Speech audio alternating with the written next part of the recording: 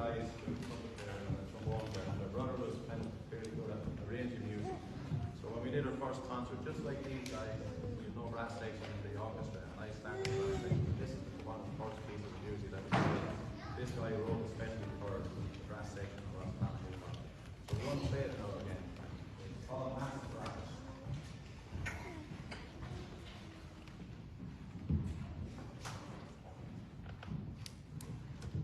Ah.